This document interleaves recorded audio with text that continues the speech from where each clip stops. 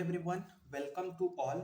सो आज हम लोग पढ़ने वाले हैं इलेक्ट्रोकेमिस्ट्री। ये चैप्टर सेकंड है क्लास 12th का। और इसके पहले हम लोगों ने सोल्यूशन चैप्टर को पढ़ लिया है, अच्छे से रिवाइज कर लिया है। तो आप लोगों ने वो वीडियो नहीं देखा होगा तो आप प्ले लिस्ट में जाके देख सकते हैं, मतलब कि मेरे चैनल में जाइएगा, वहाँ विजिट करिएगा, आपको कंटेंट मिल जाएगा। ठीक है, तो जल्दी से हम लोग शुरू करते हैं। तो आप सभी लोग एक पेन कॉपी निकाल लीजिए, अगर जो नोट करना होगा उसको नोट करते जाइएगा और मैं एक्सप्लेन करते चले जाऊंगा। ठीक है, ये वन शॉट है तो मैं ये मान के चलूंगा कि आपको थोड़ा बहुत नॉलेज है, बाकी मैं पूरा एक्सप्लेन करने की कोशिश करूंगा। ठीक है, सो गैल्वेनिक सेल और वोल्टेइक सेल जो फर्स्ट टॉपिक आता है इलेक्ट्रोकेमिस्ट्री में। तो इलेक्ट्रो मतलब होता है कहीं ना कहीं इलेक्ट्रॉन, मतलब चार्ज का खेला है यहाँ पर। और केमिस्ट्री मतलब कि केमिस्ट्री मतलब चार्ज से हम लोग डील करेंगे कि इलेक्ट्रॉन का चार्ज यहाँ पर हम लोग कैसे कैसे सेल वगैरह ये सब हम लोग पढ़ेंगे। ठीक है, सो इसमें सबसे पहला गैल्वेनिक या फिर वोल्टाइक सेल आता है। ये कैसे बनता है? इसमें होता क्या है कि हमारे पास एक तो रहता है जिंक का इलेक्ट्रोड और एक तरफ रहता है कॉपर का इलेक्ट्रोड। जिंक के इलेक्ट्रोड को हम लोग जिंक सल्फेट के सोल्यूशन में डिप करते हैं, कॉपर के इलेक्ट्रोड को कॉपर सल्फेट के सोल्यूशन में डिप करते हैं, जिनका कंसंट्रेशन 1 मोलर रहता है, इसका भी 1 मोलर रहता है। ठीक है, और इसमें होता क्या है, हम लोग लगाते हैं एक सॉल्ट ब्रिज। ये जो यू शेप्ड ट्यूब दिख रहा है आप लोग को, इसको बोलते हैं सॉल्ट ब्रिज। ये सॉल्ट ब्रिज बेसिकली बना होता है एक केसीएल या फिर अगार केसीएल प्लस अगार अगार अगार अगार एक मीडिया प्रोवाइड करता है जिसमें आयंस मूव कर सके। ठीक है, जेली लाइक होता है अगार अगार, उसमें केसीएल अमोनियम क्लोराइड वगैरह मिक्स रहते हैं, जो कि क्या करता है सर्किट को कंप्लीट करता है। ये क्या करता है सर्किट को कंप्लीट करता है, इलेक्ट्रिकल सर्किट को कंप्लीट करता है और इलेक्ट्रिकल न्यूट्रलिटी को मेंटेन करता है। आप लिख सकते हैं जो मैं बोल रहा हूँ उसको। ठीक है, जैसे ही जिंक इलेक्ट्रोड को जिंक सल्फेट में डिप करते हैं तो होता क्या है कि जिंक जो है इस सोल्यूशन में Zn2+ के फॉर्म में आने लगता है और यहाँ पर ये इलेक्ट्रॉन को इस इलेक्ट्रोड में छोड़ने लगता है, जिसकी वजह से जो जिंक का जो इलेक्ट्रोड है वो नेगेटिवली चार्ज हो जाता है और यहाँ से इलेक्ट्रॉन इधर को मूव करता है और ये जाता है कॉपर इलेक्ट्रोड के पास और सोल्यूशन से कॉपर 2+ इधर कॉपर के इलेक्ट्रोड के चारों तरफ इकट्ठा हो जाता है और वो क्या होता है कॉपर 2+ से कॉपर में रिड्यूस हो जाता है by taking an electron which is coming from the zinc side. और जहां पर नेगेटिवली चार्ज होता है और जहां पर होता है ऑक्सीडेशन, मतलब जिंक से Zn2+ गया तो वहां पर हुआ ऑक्सीडेशन, इसको बोलते हैं हम लोग एनोड। और यहाँ पर होगा कैथोड। ठीक है, एनोड पे हमेशा एक ट्रिक याद रख सकते हैं आप लोग। ठीक है, लेफ्ट ऑक्सीडेशन एनोड नेगेटिव। क्या चीज बोला मैंने? Left oxidation anode negative. ठीक है, एनोड नेगेटिव मतलब कि लेफ्ट साइड में नेगेटिवली चार्ज होगा, वहां पर ऑक्सीडेशन होगा और उसको हम लोग एनोड बोलेंगे। वहीं पर जो राइट हैंड साइड में है, राइट हैंड साइड वाला को क्या बोलते हैं? राइट हैंड साइड वाला को बोलते हैं कैथोड, जहां पर होता है रिडक्शन। ठीक है, loss of electron is oxidation, gain of electron is reduction. Salt bridge के बारे में आप थोड़ा सा जान लो, ये होता है अगार अगार और केसीएल या फिर अमोनियम क्लोराइड इसमें मिक्स होता है जो इलेक्ट्रिकल न्यूट्रलिटी को मेंटेन करता है। ठीक है, और ये क्या करता है कंप्लीट करता है सर्किट को, complete the circuit and maintains the electrical neutrality. Electrical neutrality को मेंटेन करके रखता है दोनों इलेक्ट्रोलाइट के, जिंक सल्फेट और कॉपर सल्फेट दोनों साइड की इलेक्ट्रिकल न्यूट्रलिटी को एक्सप्लेन करके रखता है। होता क्या है कि एनोड साइड में क्या होता है, एनोड साइड में जिंक जो है Zn2+ के फॉर्म में जाता है और 2 इलेक्ट्रॉन को छोड़ता है। वहीं कैथोड साइड में क्या होता है रिडक्शन, जहां पर कॉपर 2+ 2 इलेक्ट्रॉन को लेकर के क्या जाता है कॉपर सॉलिड में जाता है। सो ओवरऑल सेल रिएक्शन क्या हो जाएगा, zinc plus copper 2+ giving you Zn2+ plus copper solid. ठीक है, और सेल रिप्रेजेंटेशन क्या होता है, लेफ्ट हैंड साइड में हमेशा किसको रखेंगे, एनोड को रखेंगे। जिंक से जा रहा है, जिंक सॉलिड से जा रहा है Zn2+ में, जिसका कंसंट्रेशन 1 मोलर है, बीच में सॉल्ट ब्रिज है। फिर कॉपर 2+, जहां पर राइट हैंड साइड में क्या होता है कैथोड होता है, जहां रिडक्शन होता है aqueous 1 molar concentration slash copper solid. ठीक है, बीच में रहता है सॉल्ट का ब्रिज, सॉरी सॉल्ट का ब्रिज मतलब सॉल्ट ब्रिज, सॉरी। ठीक है, तो ये है। बाकी जो ई सेल कैलकुलेशन होता है उसको मैं बता देता हूँ। ई सेल मतलब कि इसके वजह से जो ईएमएफ कैलकुलेट हम कैसे करेंगे, मतलब कि दोनों इलेक्ट्रोड पे क्या होता है अलग अलग पोटेंशियल डेवलप होता है, जिसकी वजह से ये इलेक्ट्रॉन फ्लो करता है। तो ये जो ईएमएफ कैलकुलेट करते हैं उसको वो कैसे करते हैं, E not of cathode minus E not of anode. और यहाँ पर जो ई नॉट है वो रिडक्शन पोटेंशियल है, ठीक है। रिडक्शन पोटेंशियल हम लोग लेके चलते हैं, मतलब कि M N positive slash M का पोटेंशियल। ये हम लोग इलेक्ट्रोकेमिकल सीरीज जब मैं आपको पढ़ाऊंगा लास्ट तरफ, तब मैं आपको और अच्छे से बताऊंगा क्या होता है। E cell is equal to E not of right minus E not of left. Right में क्या होता है, हमेशा कैथोड होता है, लेफ्ट में एनोड होता है, इसीलिए राइट माइनस लेफ्ट कर दिया है। अगर आप लोग को एक बात और अच्छे से याद रखना है कि जो रिडक्शन पोटेंशियल है वो नेगेटिव का ऑक्सीडेशन पोटेंशियल होता है। मतलब कि मान लो को आप लोग को ऑक्सीडेशन पोटेंशियल दिया और आपको रिडक्शन पोटेंशियल निकालना है, तो जस्ट आपको उसका साइन को अपोजिट कर देना है, ठीक है। जैसे E not of M M N M positive, मतलब कि ऑक्सीडेशन जो है वो नेगेटिव का रिडक्शन पोटेंशियल का होगा, ठीक है। और इस चीज को कैसे लिख सकते हैं, अगर कहीं रिडक्शन पोटेंशियल ऑफ एनोड को अगर ऑक्सीडेशन पोटेंशियल ऑफ एनोड करेंगे तो नेगेटिव का साइन आ जाएगा, तो नेगेटिव नेगेटिव पॉजिटिव हो जाएगा, तो E naught reduction potential of cathode plus oxidation potential of anode होता है, ठीक है। आगे तो है मेजरमेंट ऑफ इलेक्ट्रोड पोटेंशियल। जब हम लोग स्टैंडर्ड हाइड्रोजन इलेक्ट्रोड जो आप पढ़ते हो उससे हम लोग कैलकुलेट करते हैं। इसमें क्या होता है, 1 मोलर HCl सोल्यूशन में हम लोग क्या करते हैं, एक ग्लास इलेक्ट्रोड को डिप करते हैं। ग्लास इलेक्ट्रोड होता कुछ नहीं, उसमें क्या होता है, एक प्लेटिनम वायर लगा होता है, ठीक है। ये है प्लेटिनम वायर, जिसके लोअर पोर्शन में प्लेटिनम ब्लैक, मतलब कि प्लेटिनम ब्लैक की कोटिंग होती है। और उस ग्लास इलेक्ट्रोड में से हम लोग क्या करते हैं, H2 गैस को 1 atm प्रेशर से पास आउट कराते हैं, तो ये नीचे आता है। और यहाँ पर क्या होता है, HCl का H+ सोल्यूशन होता है। इसकी वजह से जो पोटेंशियल होता है उसको हम लोग स्टैंडर्ड मान के चलते हैं, जिसका पोटेंशियल ई नॉट हम लोग मान के चलते हैं वो होता है 0। और ऐसा हम लोग इसलिए मान के चलते हैं क्योंकि हम लोग हाइड्रोजन के ही स्टैंडर्ड हाइड्रोजन इलेक्ट्रोड के ही रेस्पेक्ट में जितने भी हम लोग इलेक्ट्रोड पोटेंशियल वो कैलकुलेट करते हैं, ठीक है, रिलेटिव में कैलकुलेट करते हैं। आगे नर्स्ट इक्वेशन पढ़ते हैं। नर्स्ट इक्वेशन में होता क्या है कि मान लो अगर कहीं हम लोग का कंसंट्रेशन 1 मोलर है, अगर कहीं कंसंट्रेशन 1 मोलर है और अगर कहीं टेम्परेचर हम लोग का 273 केल्विन है, ठीक है, 273 केल्विन है, तो हम लोग को ज़्यादा टेंशन लेने की जरूरत नहीं पड़ती है। और हम लोग का जो ईएमएफ कैलकुलेट होता है वो ई नॉट होता है। ई नॉट मतलब कि standard reduction potential, standard EMF, standard E cell. लेकिन मान लो अगर कहीं हम लोग का कंसंट्रेशन मान लो 0.5 मोलर, 0.7 मोलर कुछ भी दे दिया अलग कंसंट्रेशन, तो वहां पर हम लोग को नर्स्ट इक्वेशन को अप्लाई करना पड़ता है। नर्स्ट इक्वेशन को अप्लाई करना पड़ता है। नर्स्ट इक्वेशन क्या बोलता है कि मान लो अगर कि हमारे पास यही जो है, जो हम लोग का गैल्वेनिक सेल है, वही पर अगर कि मैं बताऊं कि मान लो जिंक है, ठीक है, सॉलिड प्लस कॉपर 2+ है, लेकिन उसका कंसंट्रेशन मान लो आपको 0.5 मोलर दिया है। ये जा रहा है कॉपर सॉलिड प्लस जिंक 2+, इसका कंसंट्रेशन 0.4 मोलर है। तो यहाँ पर क्या है, कंसंट्रेशन 1 मोलर नहीं है, तो आपको डायरेक्टली आप ये वाला फार्मूला अप्लाई नहीं कर सकते, ठीक है। यहाँ पर आप लोग को नर्स्ट इक्वेशन अप्लाई करना पड़ेगा। आप लोग को ई नॉट ऑफ सेल आपको बताया जाएगा क्वेश्चन में, या फिर आपको ई नॉट कैलकुलेट करना पड़ेगा। तो उसका जो गैल्वेनिक सेल का आता है वो 1.1 वोल्ट के आसपास आता है, ठीक है, 1.10 वोल्ट। तो यहाँ पर ई सेल कैलकुलेट करने के लिए आपको क्या करोगे, E cell is equal to E not of cell, जो 1.1 वोल्ट आपको क्वेश्चन में दिया रहेगा ई नॉट ऑफ सेल, या फिर आप कैलकुलेट करेंगे उसी तरीके से जैसा मैंने आप लोग को पहले बताया था, -2.303। आर जो है यूनिवर्सल गैस कांस्टेंट होता है 8.314 जूल पर मोल केल्विन। टेम्परेचर आपको केल्विन में लेना है, आपको कितना भी टेम्परेचर दे सकता है, ठीक है। मान लो 25 डिग्री दिया है तो 298 केल्विन हो जाएगा, केल्विन में कन्वर्ट करना आना चाहिए, ठीक है। 273 से प्लस करते हैं डिग्री सेंटीग्रेड को तो केल्विन में कन्वर्ट हो जाता है। N is the number of electron exchange in a chemical reaction, मतलब कि जिंक से जिंक Zn2+ गया, कॉपर 2+ से कॉपर सॉलिड गया, मतलब कि कितना इलेक्ट्रॉन का एक्सचेंज हुआ था, 2 इलेक्ट्रॉन। इसीलिए यहाँ पर n का वैल्यू 2 हो जाएगा। एफ फैराडे कांस्टेंट होता है जो 96500 होता है, ठीक है। Log base 10 Q.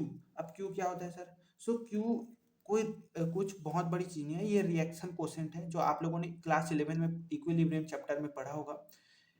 ये बराबर होता है प्रोडक्ट का कंसंट्रेशन अपॉन में रिएक्टेंट के कंसंट्रेशन की, ठीक है। प्रोडक्ट कंसंट्रेशन मतलब कि कॉपर सॉलिड का कंसंट्रेशन, तो सॉलिड के कंसंट्रेशन को 1 मान के चलते हैं, तो उसको लिखने की जरूरत नहीं है। Zn2+ का कंसंट्रेशन अपॉन में रिएक्टेंट का कंसंट्रेशन जो कॉपर 2+ है, क्योंकि जिंक सॉलिड का कंसंट्रेशन 1 मान के चलते, ठीक है, तो अपॉन में कॉपर 2+ का कंसंट्रेशन।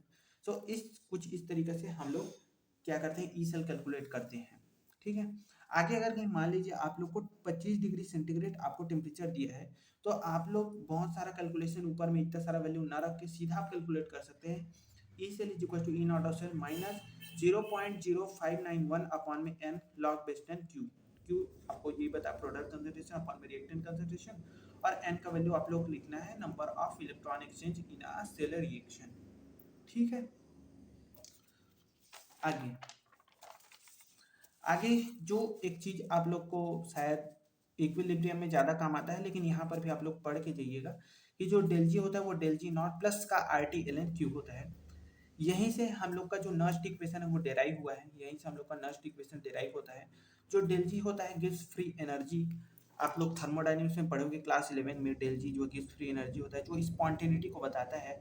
अगर कहीं डेल जी अगर कहीं नेगेटिव होता है, अगर कहीं डेल जी क्या होता है, नेगेटिव होता है, तो हम लोग का जो सेल है वो फिजिबल होगा। सेल क्या होगा, फिजिबल होगा, मतलब कि स्पॉन्टेनियस होगा।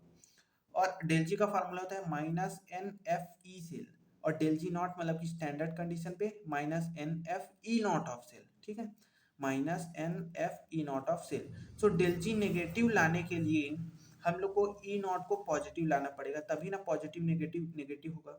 मतलब कि अगर कहीं ई नॉट ऑफ सेल अगर कहीं पॉजिटिव आ रहा है, तभी हम लोग का डेल जी नेगेटिव आएगा और हमारा सेल फिजिबल होगा।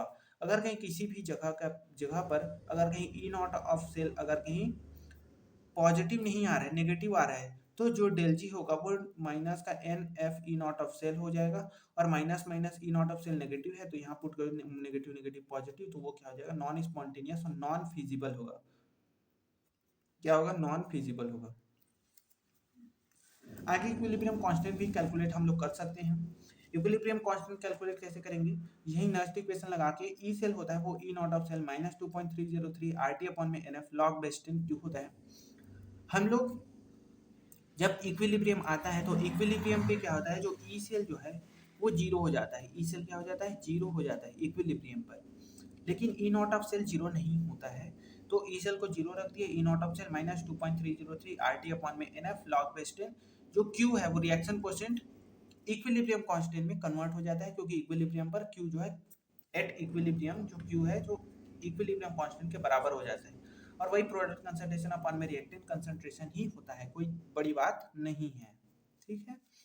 आगे हम लोग के इक्विलिब्रियम कैलकुलेट करने के लिए क्या करेंगे, पहले ई नॉट ऑफ सेल को इधर भेजेंगे तो वो पॉजिटिव हो जाएगा, फिर लॉग बेस 10 के इक्विलिब्रियम कैलकुलेट करेंगे। ठीक है, यहाँ पर क्या हुआ है, यहाँ पर लॉग बेस 10 के इक्विलिब्रियम कैलकुलेट हुआ है। ठीक है, सो लॉग बेस 10 के इक्विलिब्रियम के लिए आप लोग को पहले इधर को पॉजिटिव भेजना पड़ेगा, फिर multiply by N F divide by 2.303 R T. आप लोग यहाँ से इक्विलिब्रियम कांस्टेंट कैलकुलेट कर सकते हैं। लेकिन मान लो अगर कि आप लोग को 25 डिग्री सेंटीग्रेड दिया गया, तो आप लोग डायरेक्टली जो कि इक्विलिब्रियम कैलकुलेट करोगे वो E not of cell into में एन अपॉन में 0.0591 ये वाला फार्मूला लगा के आप लोग कैलकुलेट कर सकते हैं। आप लोग का डायरेक्टली आंसर आ जाएगा। लेकिन ये याद रखना सिर्फ और सिर्फ कब, जब आप लोग का टेम्परेचर 25 डिग्री सेंटीग्रेड मतलब कि 298 केल्विन आप लोग को दिया रहेगा तब। अंडरस्टैंड? ओके। आगे ये बहुत एडवांस चीज है जो आप लोग के बोर्ड में नहीं आएगा, but maybe JEE NEET में ये पूछता होगा। ठीक है, ये लैटिमर डायग्राम करके पढ़ाया जाता है, कई टीचर्स पढ़ाते हैं।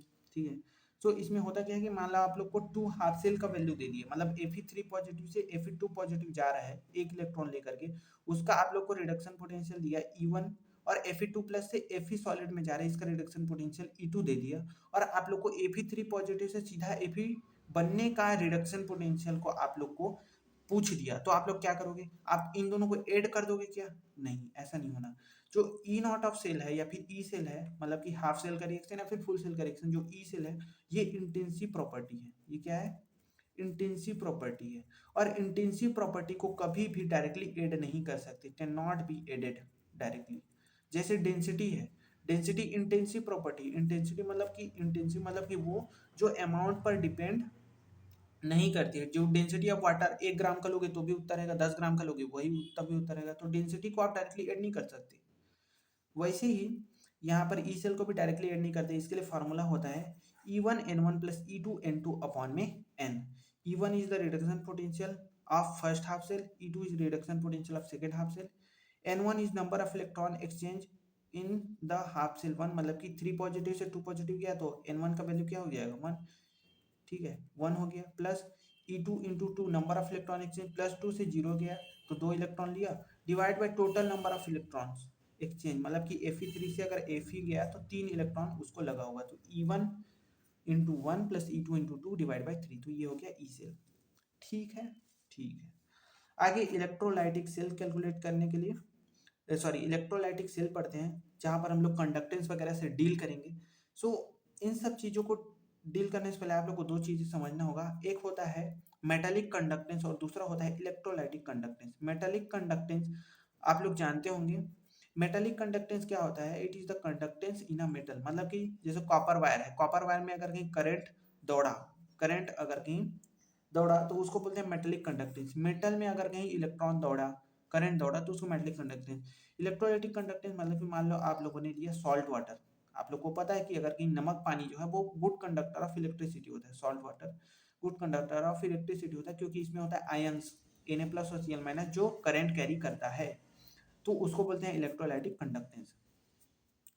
तो ठीक उसी प्रकार जैसे हम लोग मेटेलिक कंडक्टेंस में रेजिस्टेंस पढ़ते हैं रो एल बाई ए, जहाँ पर रो रेजिस्टिविटी होता है, same to same electrolytic conductance में भी रेजिस्टेंस का फार्मूला यही लगता है। तो अगर ये मान लो हम लोग को कंडक्टेंस कैलकुलेट करना है, तो कंडक्टेंस होता क्या है, कंडक्टेंस इज द रेजिस्टेंस क्या होता है, resistance is the resist to flow of electron, resist to flow of electron, flow of electron. Resistance क्या होता है, इलेक्ट्रॉन के फ्लो को कितना मुश्किल हो रहा है करंट का फ्लो होना, उसी को मेजर करते हैं। तो सिमिलरली कंडक्टेंस क्या होता है, it is the measure of how is the electron is flowing, मतलब कि it is the measure of ease of flow of electrons या फिर flow of current, ease of flow of current, ठीक है, ease of flow of current. जैसे कि अगर कहीं रेजिस्टेंस होता है rho L by A, similarly resistance अगर कहीं कंडक्टेंस करें तो conductance is denoted by G and it is inverse of resistance. So conductance G is equal to 1 upon R, R का वैल्यू है ये, so 1 upon rho A by L, समझ गए, ये एल बाई ए को इन्वर्स करोगे तो L sorry A by L हो जाएगा। और conductance G is equal to 1 upon rho, जैसे 1 upon resistance is conductance, 1 upon rho or resistance is conductance, similarly 1 upon resistivity is conductivity. जैसे रेजिस्टिविटी होता है जिसको हम लोग स्पेसिफिक रेजिस्टेंस बोलते हैं, वैसी कंडक्टिविटी होता है स्पेसिफिक कंडक्टेंस बोलते हैं, मतलब कि conductance for a per unit length per unit area is conductivity, ठीक है।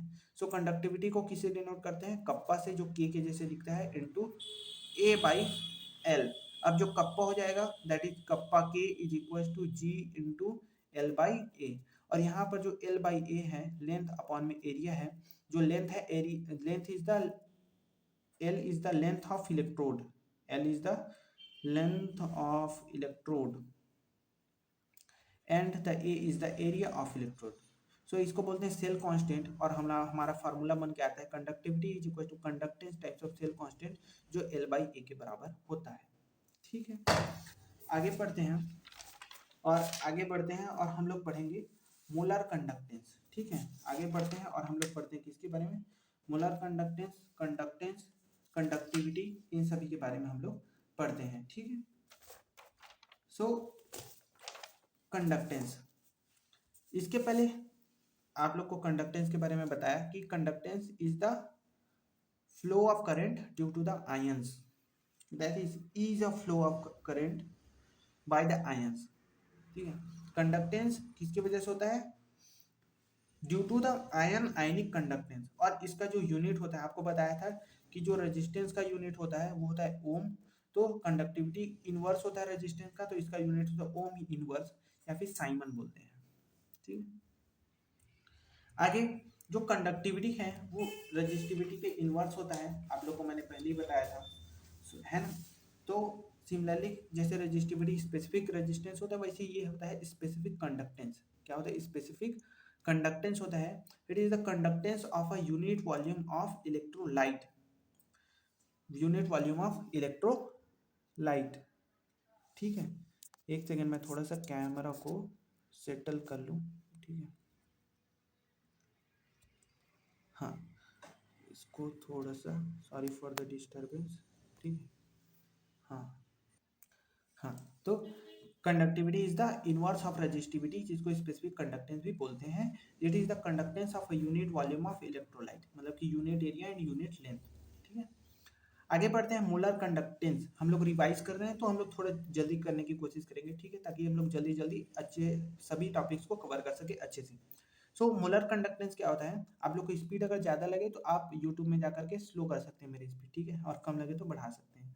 So molar conductance is the conductance of a solution of a volume V containing the 1 mole of electrolyte kept between the two electrolyte with an area of cross section A and J unit length। वही molar conductance is the conductance due to the 1 mole, already molar लगा है, मतलब ये 1 मोल electrolyte का conductance है जो दो electrode के बीच में रखा होता है, जिसका लेंथ 1 यूनिट लेंथ होना चाहिए और उसका क्रॉस सेक्शनल एरिया इतना होना चाहिए कि वो 1 मोल इलेक्ट्रोलाइट उसके बीच में आ जाए, ठीक है।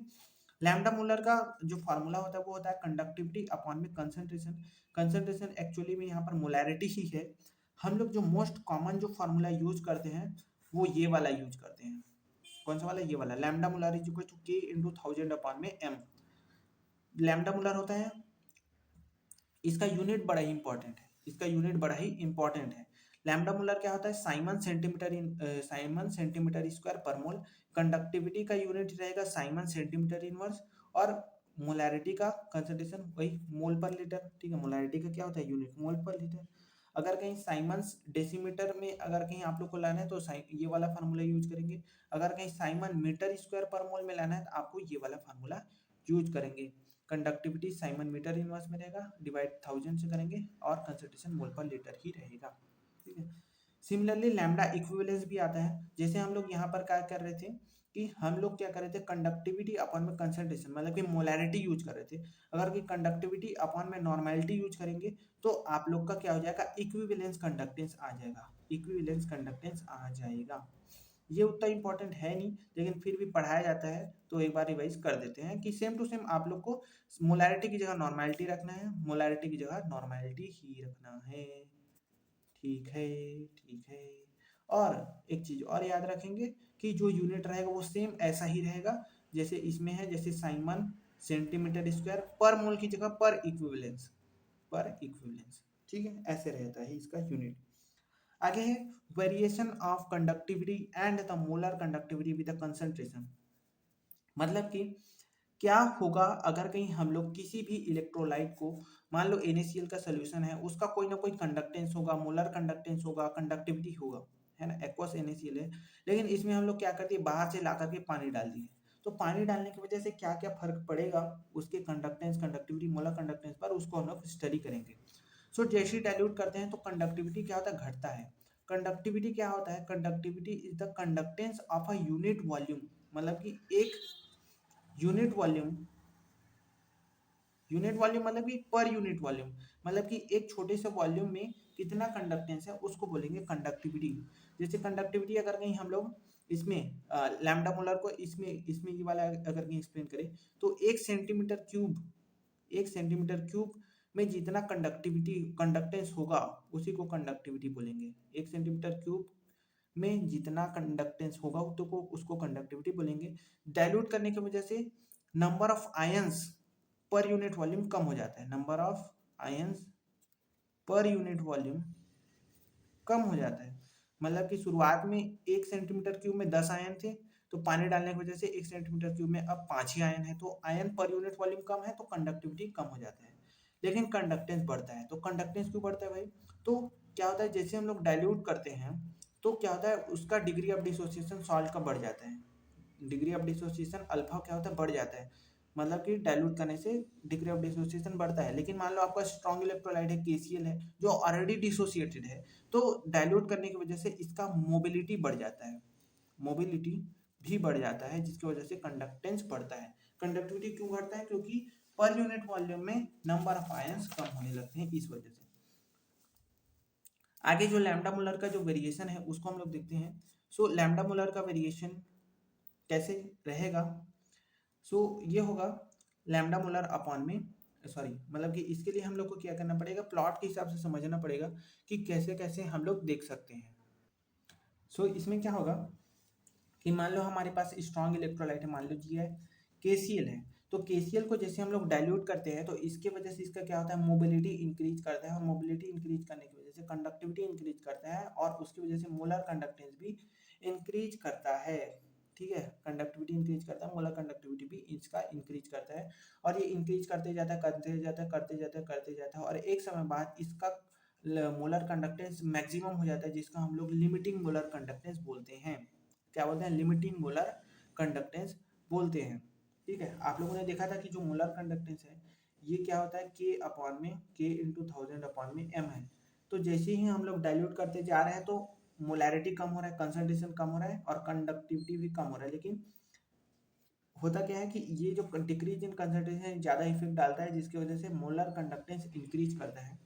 और एक समय बाद क्या हो रहा है, हमारा हम लोग क्या किए, इधर हम लोग लैम्डा मोलर लिए, इधर हम लोग रूट ऑफ सी लिए, मतलब कंसंट्रेशन लिए। तो जैसे यहाँ आ रहा है तो क्या हो रहा है, कंसंट्रेशन क्या हो रहा है, कंसंट्रेशन घट रहा है, मतलब कि डाइल्यूशन करते जा रहे हैं, तो इसका मोलर कंडक्टेंस भी बढ़ रहा है, एक समय बाद मैक्सिमम होगी, जिसको लिमिटिंग मोलर कंडक्टेंस या फिर molar conductance at infinite dilution, आपको दिख नहीं रहा क्या, सॉरी। सो इसको बोलते हैं हम लोग molar conductance at infinite dilution. लेकिन वीक एसिड के केस में ऐसा नहीं होता है। वीक एसिड के केस में जैसे डाइल्यूट करते हैं, कंसंट्रेशन कम हो रहा है तो मोलर कंडक्टेंस बढ़ रहा है, बढ़ रहा है, बढ़ रहा है, बढ़ रहा है, बढ़ रहा है, लेकिन वो बढ़ता ही जाता है, क्योंकि वीक एसिड के केस में क्या होता है कि जैसे जैसे हम लोग डाइल्यूट करते जाते हैं, उसका क्या होता है, डिग्री ऑफ डिसोसिएशन अल्फा बढ़ता ही जाता है, और साथ ही साथ उसका अल्फा तो बढ़ता ही जाता है और उसका मोबिलिटी भी बढ़ता है, तो जिसकी वजह से क्या होता है कि ये जो है, जो ग्राफ है वीक इलेक्ट्रोलाइट के लिए, वो बढ़ता ही जाता है। हम लोग को molar conductance at infinite dilution, जिसको लिमिटिंग मोलर कंडक्टेंस बोलते हैं, वो ग्राफ से तो नहीं मिल पाता है। इसके लिए हम लोग क्या करते हैं, कोलरॉस लॉ का यूज करते हैं, जो मैं आगे बताऊंगा। स्ट्रॉन्ग इलेक्ट्रोलाइट के अलावा हम लोग जो डिबाई हकल ऑन-सेगर इक्वेशन जो यूज करते हैं, इसी को बोलते हैं Debye Huckel Huckel Onsager equation, जो होता है lambda molar is equal to lambda molar infinite minus का बी रूट सी, माइनस का बी रूट सी, इसी को बोलते हैं क्या चीज, Debye Huckel Onsager equation. ठीक है, जहाँ पर lambda molar is the molar conductance, ये लिमिटिंग मोलर कंडक्टेंस है, बी जो है एक कांस्टेंट होता है, डिबाई हकल कांस्टेंट, जिसको बोलते हैं अंडर रूट ऑफ सी, मतलब कि कंसंट्रेशन है। कोलफॉस लॉ का यूज करके हम लोग वीक इलेक्ट्रोलाइट का मोलर कंडक्टेंस निकाल सकते हैं। इसको आप लोगों ने पढ़ा ही होगा, बहुत ही इंपॉर्टेंट है बोर्ड के लिए, नीट के लिए, जेई के लिए, चाहे किसी भी एग्जाम के लिए हो। लैम्डा मोलर फॉर NaCl क्या हो जाएगा, lambda molar infinite for the Na positive plus lambda molar infinite for Cl negative, यही बोलता है कि जो है total molar conductance for a salt is sum of the molar conductance of its individual ions. लेकिन मान लो MgCl2 है, तो lambda molar infinite for MgCl2 will be the sum of lambda molar infinite for the Mg2 plus and Cl minus.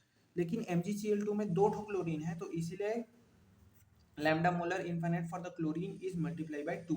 Stoichiometry का role रहेगा यहाँ पर, stoichiometry का रोल रहेगा, और स्टोइकियोमेट्री से हम लोग को मोलर कंडक्टेंस ऑफ आयंस को मल्टीप्लाई कर देना है। ठीक, जैसे lambda molar infinite for the Al2SO4 thrice क्या करेगा, दो ठो एल्युमिनियम आयन देगा और तीन ठो SO4 2 माइनस आयन देगा। तो ये जो lambda molar for the Al2SO4 whole thrice is 2 times of lambda molar for Al3 positive plus 3 times of lambda molar infinite for the SO4 2 minus हो जाएगा। ठीक है, लेकिन अगर कहीं आप लोग को इक्विवेलेंस कंडक्टेंस अगर कैलकुलेट करने को बोले तब तो हो जाएगा प्रॉब्लम। क्यों, क्योंकि इक्विवेलेंस कंडक्टेंस होता है equivalent conductance for the Al3 positive plus equivalent conductance for the SO4 2 minus. यहाँ पर स्टोइकियोमेट्री का कोई रोल नहीं होता है, stoichiometry is ignored, stoichiometry is ignored. ठीक है, आगे वीक इलेक्ट्रोलाइट के केस में हम लोग क्या करते हैं, अल्फा मतलब कि डिग्री ऑफ डिसोसिएशन हम लोग कैलकुलेट कर सकते हैं। अल्फा में आपको बताया था कि मान लो एक मोल है, एक मोल इलेक्ट्रोलाइट है NaX, वो डिसोसिएटर है Na plus plus x minus plus x minus, लेकिन ये क्या है, टोटली डिसोसिएट नहीं हो रहा था। एक मोल में से कितना मोल डिसोसिएट हो जाएगा, एक मोल में से कितना मोल, मतलब कितना कैसे लिखूं, समझ जाओ, भावना को समझो शब्दों पर मत जाओ। ठीक है, एक मोल NaCl से कितना मोल उसका डिसोसिएट कर जाएगा, उसे बोलते हैं अल्फा। मतलब कि मान लो अल्फा कर दिया है आप लोग को 0.5, इसका मतलब कि एक मोल में से 0.5 मोल डिसोसिएट कर गया, 0.5 मोल बचा है, ऐसा। सो ये जो अल्फा है ये कैलकुलेट होता है मोलर कंडक्टेंस अपॉन में molar conductance at infinite dilution.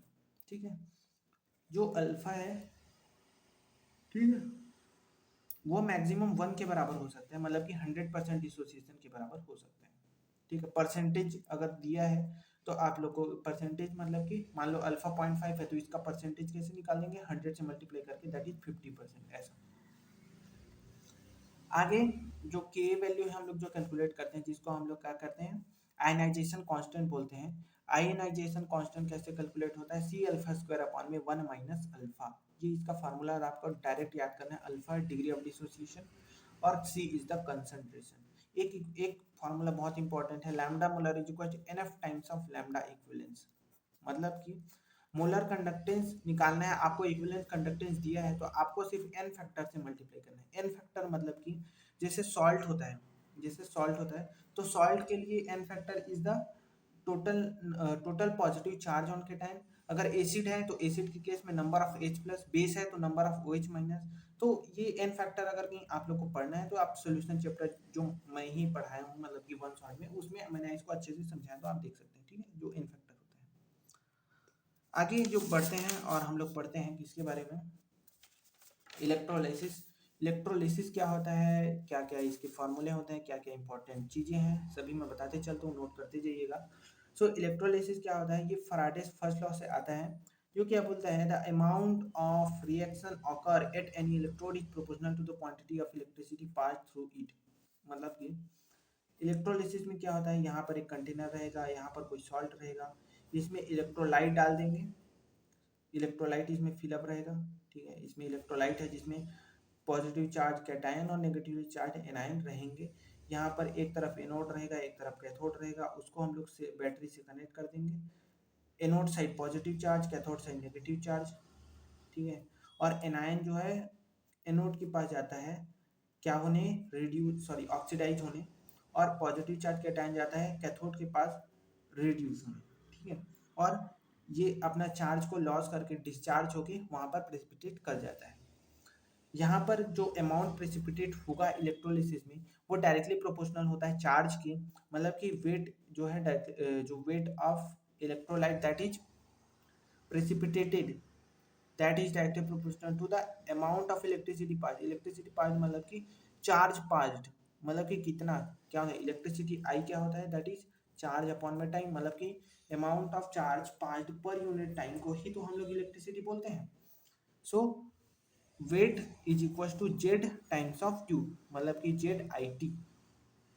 यहाँ पर जेड जो है इलेक्ट्रोकेमिकल इक्विवेलेंस होता है, इलेक्ट्रोकेमिकल इक्विवेलेंस होता है। इलेक्ट्रोकेमिकल इक्विवेलेंस का फार्मूला क्या है, मोलर मास अपॉन में एन एफ इंटू में F. F is the Faraday's constant 96500 coulomb, it is the charge on 1 mole of electron, and N F is the N factor, जो मैं आपको इससे पहले ही बता ही रहा था कि एन फैक्टर अगर कहीं एसिड है तो number of replaceable H plus होता है, बेस है तो number of replaceable OH minus होता है, अगर कहीं सॉल्ट है तो it is the charge on, it is the charge on cation. ठीक है, total charge on cation out से। ठीक है, और m is the molar mass in gram, molar mass in gram, तो आपका जो वेट आएगा वो भी ग्राम में आएगा। ठीक है, Faraday's second law, Faraday's second law क्या बोलता है, ये बोलता है कि जो वेट डिपॉजिट होगा दोनों इलेक्ट्रोड के साइड में वो उनके इक्विवेलेंट वेट के डायरेक्टली प्रोपोर्शनल होगा, वो उनके इक्विवेलेंट वेट के डायरेक्टली प्रोपोर्शनल होगा। क्या समझे, इक्विवेलेंट वेट क्या होता है पहले ये समझो। इक्विवेलेंट वेट होता है मोलर मास अपॉन में एन फैक्टर, इक्विवेलेंट वेट होता है मोलर मास अपॉन में एन फैक्टर। ठीक है, इक्विवेलेंट वेट क्या होता है, मोलर मास अपॉन में एन फैक्टर। एन फैक्टर वही जो ऊपर में बताया वही चीज है, मोलर मास क्या है, मोलर मास इन ग्राम है। ये इक्विवेलेंट वेट आप लोगों को तब पढ़े होगे जब आप लोग नॉर्मेलिटी में पढ़ा रहे थे सॉल्यूशन चैप्टर में, आप जाओ कि कहीं से भी पढ़ोगे तो नॉर्मेलिटी में क्या होता है, वेट अपॉन में इक्विवेलेंट वेट इनटू 1000 अपॉन में volume in ml, volume of solution in ml। Similarly यहाँ पर जो इक्विवेलेंट वेट है वो वही वाला इक्विवेलेंट वेट है, मोलर मास अपॉन में एन फैक्टर। ठीक है, कॉन्सेप्ट की बात करते हैं तो कॉन्सेप्ट में ये है कि आप लोग को समझना पड़ेगा कि एक्चुअल में इलेक्ट्रोलिसिस होता क्या है। मतलब कि मान लो आपका कॉपर 2 प्लस है, एक्वा सोल्यूशन है, उसको हम लोग इलेक्ट्रोलाइज कर रहे हैं, तो वो क्या करेगा, 2 इलेक्ट्रॉन लेके क्या बनेगा, कॉपर सॉलिड बनेगा। दैट मीन्स अगर कहीं हम लोग को 1 मोल कॉपर डिपॉजिट करना है, 1 मोल कॉपर डिपॉजिट करना है, 1 मोल कॉपर में मतलब कितना ग्राम, 63.5 ग्राम।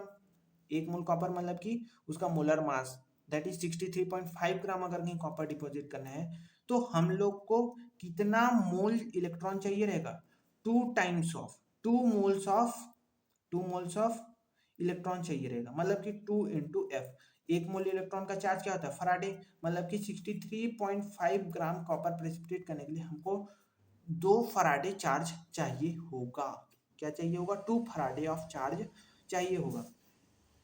सिमिलरली मान लो आप लोगों को जैसे क्लोरीन गैस है ना, जैसे ये वाला देखो, वॉल्यूम ऑफ गैस इवॉल्व, तो कई बार क्या होता है प्रेसिपिटेट ना बनने के साथ क्या होता है, कई बार H2 गैस इवॉल्व करता है, क्लोरीन गैस इवॉल्व करता है। मैं आप लोग को प्रोडक्ट ऑफ इलेक्ट्रोलिसिस में आगे, है ना, यहाँ पर जब मैं प्रोडक्ट ऑफ इलेक्ट्रोलिसिस बताऊंगा कि किसका किसका इलेक्ट्रोलिसिस करने पर क्या प्रोडक्ट बनना चाहिए, कौन सा चीज रिड्यूस होगा, कौन ऑक्सीडाइज होगा, ये सब मैं आप लोगों को बताऊंगा।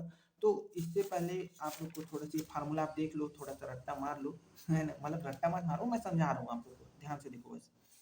अगर कहीं मान लो, अगर कहीं गैस इवॉल्व हो रहा है इलेक्ट्रोलिसिस के कारण, ठीक है, तो उसके लिए फार्मूला होता है 22.4 इंटू में IT अपॉन में NF इंटू में F, ये होता है 273 केल्विन पे वैलिड, ठीक है, क्योंकि गैस है तो गैस का वॉल्यूम चेंज होता है ना, अगर कहीं टेम्परेचर चेंज होता है तो ये वैलिड होता है 273 केल्विन पर, ठीक है। तो इसका कॉन्सेप्ट क्या है कि मान लो क्लोरीन है और वो क्या कर रहे हैं, क्लोरीन Cl माइनस है, वो अगर कहीं Cl2 गैस में क्या हो रहा है, रिड्यूस हो रहा है, 2 क्लोरीन माइनस Cl2 गैस में रिड्यूस होकर 2 इलेक्ट्रॉन रिलीज कर रहा है। That means if the 1 mole of Cl2 gas is evolving, then how much charge it will left, मतलब कि कितना चार्ज उसको रिक्वायर होगा डिस्चार्ज होने के लिए, वो होगा 2F, 1 मोल के लिए 2F होगा। तो यही चीज मैं बताने की कोशिश कर रहा था। आगे प्रोडक्ट ऑफ इलेक्ट्रोलिसिस समझते हैं, जो बहुत ही आसान है, इंपॉर्टेंट भी है, एग्जाम में आता भी है, तो ध्यान से देखेंगे। आप लोग को डाउट होगा तो मैं इसका मतलब कि क्या कर सकते हैं, फिर से एक वीडियो बना दूंगा, आप लोग कमेंट कर देना, ठीक है, अगर कुछ डाउट हुआ तो। प्रोडक्ट ऑफ इलेक्ट्रोलाइसिस मतलब कि मान लो हमारे पास, जैसे प्रोडक्ट ऑफ इलेक्ट्रोलिसिस निकालने के लिए आप लोग को चाहिए क्या, आप लोग को चाहिए कि हमारे इलेक्ट्रोलाइट में क्या क्या चीज़ है। मान लो हमारे पास, जैसे आप लोगों ने ये एग्जांपल तो बहुत फेमस है, जो 10th क्लास में भी पढ़ाया जाता है, हमारे पास एक्वस NaCl है और उसको हम लोग क्या करते हैं, इलेक्ट्रोलिसिस करते हैं, तो क्या क्या बनना चाहिए ये। तो एक्वस NaCl मतलब कि Na प्लस है, Cl माइनस है, और एक्वस मतलब वाटर, मतलब H प्लस है और OH माइनस है। तो कैथोड होता है नेगेटिवली चार्ज, और एनोड होता है क्या, पॉजिटिवली चार्ज। तो पॉजिटिवली चार्ज के पास कौन जाएगा, नेगेटिवली चार्ज, मतलब कि Cl माइनस और OH माइनस। कैथोड के पास जाएगा H प्लस और Na प्लस। तो H प्लस और Na प्लस में कौन रिड्यूस होना चाहिए, Cl माइनस OH माइनस में कौन रिड्यूस होना चाहिए। इसके लिए हम लोग को चाहिए हम लोग का डिस्चार्ज पोटेंशियल का series. Discharge potential series K plus Na plus calcium 2 plus Mg2 plus Al3 plus Zn2 plus H plus copper silver, ऐसा होता है सीरीज। और जिनका ही डिस्चार्ज पोटेंशियल कम है वो पहले रिड्यूस होगा, मतलब कि यहाँ पर जाने पर, यहाँ से लेफ्ट टू राइट जाने पर डिस्चार्ज पोटेंशियल कम हो रहा है, मतलब कि पहले ये लोग क्या होना चाहिए, डिस्चार्ज होंगे, पहले इन लोग डिस्चार्ज होंगे। मतलब कि अगर कहीं Zn2 प्लस है और H प्लस है तो कौन इवॉल्व होगा, H2 गैस इवॉल्व होगा। अगर H प्लस और कॉपर है तो कौन प्रेसिपिटेट होगा, कॉपर होगा, H2 गैस नहीं होगा। अगर कॉपर और सिल्वर है तो कॉपर होगा, सॉरी कॉपर अगर कॉपर और सिल्वर है तो सिल्वर होगा, कॉपर नहीं होगा, ठीक है। सो इधर जाने पर ये वाले प्रीफर होते हैं, मतलब कि पीछे साइड के। वैसे इसमें भी ये पीछे साइड वाले ही प्रीफर होते हैं। अगर Cl माइनस है और OH माइनस है तो कौन प्रीफर होगा, Cl माइनस प्रीफर होगा, OH माइनस प्रीफर नहीं होगा, ठीक है। ये जो नेगेटिव चार्ज लोग हैं ये लोग जाते हैं एनोड के पास, और ये पॉजिटिव चार्ज वाले लोग जाते हैं कैथोड के पास। एनोड पे होता है ऑक्सीडेशन, कैथोड पे होता है रिडक्शन, ठीक है। लेकिन एक्सेप्शनल केस है, अगर अपने डाइल्यूट सोल्यूशन है तो OH माइनस डिस्चार्ज हो जाता है, Cl माइनस नहीं होता है। अगर कंसंट्रेटेड सोल्यूशन तो OH माइनस नहीं होता है, SO4 2 माइनस हो जाता है। ये काफ़ी थोड़ा एडवांस है, आप लोग का आएगा नहीं, फिर भी मैं आप लोग को बता देता हूँ। कैथोड पे होता है रिडक्शन, एनोड पे होता है ऑक्सीडेशन। अगर एक्वस NaCl है तो Na प्लस होगा, H प्लस होगा, OH माइनस होगा और Cl माइनस होगा। कैथोड पे होता है रिडक्शन, कैथोड होता है नेगेटिवली चार्ज, तो H प्लस जाएगा कि Na प्लस जाएगा। तो आप लोग यहाँ पर देखो, आप लोग को पता चलेगा कि H प्लस पीछे है, Na प्लस सॉरी हाँ Na प्लस तो बहुत आगे है, H प्लस बहुत पीछे है, मतलब कि H प्लस होगा, जो पीछे वाले हैं वो रिड्यूस होंगे, मतलब कि H प्लस जो है वो रिड्यूस होगा H2 गैस में। और सिमिलरली Cl माइनस और OH माइनस में आप लोगों ने देखा था कि Cl माइनस जा रहा था, OH माइनस नहीं जा रहा था, क्योंकि पीछे में है, तो Cl माइनस जो है Cl2 गैस में इवॉल्व होता है। ठीक है, सिमिलरली अगर डाइल्यूट H2SO4 है तो H प्लस होगा, SO4 2 माइनस होगा और OH माइनस होगा। आप लोग एक चीज और यहाँ पर ध्यान देंगे, यहाँ पर H प्लस से H2 गैस बना, Cl माइनस से Cl2 गैस बना, और सोल्यूशन में बच क्या गया, सोल्यूशन में बच गया Na प्लस और OH minus. That means solution जो है वो बेसिक है, सोल्यूशन क्या है, बेसिक है, मतलब बेसिक हो जाएगा इलेक्ट्रोलिसिस के बाद। सिमिलरली डाइल्यूट H2SO4 में H प्लस SO4 2 माइनस और OH माइनस है, तो H प्लस H2 बनता है गैस, और एनोड पे क्या होता है, OH माइनस जाता है, SO4 2 माइनस नहीं जाता है। ठीक है, SO4 2 माइनस नहीं जाता है। जैसे यहाँ पर देखो OH माइनस पीछे है, SO4 2 माइनस बाद में है। ठीक है, सो OH माइनस प्रीफर होगा, और OH माइनस जो है half O2 plus H plus दे देगा। और यहाँ पर क्या होता है, H प्लस कंसंट्रेशन बढ़ता है सोल्यूशन में और pH कम होता है। कंसंट्रेटेड सोल्यूशन में क्या होता है, आप लोग को बताया था कि SO4 कहाँ पर बताया था, आप लोग को तो बताया था शायद कि SO4 2, हाँ ये कंसंट्रेटेड सोल्यूशन पे SO4 2 माइनस प्रीफर हो जाता है। इसीलिए यहाँ पर क्या हुआ है, SO4 2 माइनस जो है एनोड पे ऑक्सीडाइज हो जाता है H2O8 2 नेगेटिव पर, ये NCERT का ही लाइन है। और कैथोड पे H प्लस जो है रिड्यूस हो जाता है H2 गैस में, और ये सोल्यूशन थोड़ा सा बेसिक हो जाता है। ठीक है, थोड़ा जल्दी कर लो क्योंकि मेरा काम है रिवाइज कराना आप लोग को। होप आप लोग ये सब थोड़ा बहुत पढ़े होंगे, जो काम की चीज़ें मैं वो सब बता दे रहा हूँ, ऐसी वाली बात नहीं है। आगे जो इलेक्ट्रोकेमिकल सीरीज है, इलेक्ट्रोकेमिकल सीरीज मेरे से स्किप हो गया था, फिर मेरे को याद आया कि अरे इसको कैसे भूल सकते हैं, तो इसको भी रिवाइज कर लेते हैं। इलेक्ट्रोकेमिकल सीरीज में हम लोग क्या करते हैं, मेटल्स और नॉन मेटल्स को in the order of their increasing reduction potential के अकॉर्डिंग अरेंज करते हैं। मतलब कि ऊपर से है जैसे लिथियम, पोटेशियम, स्ट्रोंशियम, सोडियम, निकल, हाइड्रोजन, सिल्वर, ब्रोमीन, ऑक्सीजन और फ्लोरीन। मतलब कि ऊपर वालों का रिडक्शन पोटेंशियल बहुत कम होगा, नेगेटिव में होता है, जबकि नीचे वाले का रिडक्शन पोटेंशियल किस में होता है, पॉजिटिव में होता है। और वो सब क्या होता है, ऑक्सीडाइजिंग एजेंट होते हैं, जबकि ऊपर वाले सब रिड्यूसिंग एजेंट होते हैं। आप लोग को पता ही होगा कि जो Li जो है वो Li पॉजिटिव प्लस इलेक्ट्रॉन देगा, तो ये क्या करेगा, सामने वाले को रिड्यूस करेगा, तो ये रिड्यूसिंग एजेंट है, और खुद ऑक्सीडाइज हो जाएगा Li प्लस में। सिमिलरली जो F2 है वो स्ट्रॉन्ग ऑक्सीडाइजिंग एजेंट होता है, जो खुद F माइनस में रिड्यूस हो जाता है और सामने वाले को कर देता है ऑक्सीडाइज, सामने वाले को क्या कर देता है, ऑक्सीडाइज, तो ये ऑक्सीडाइजिंग होते हैं।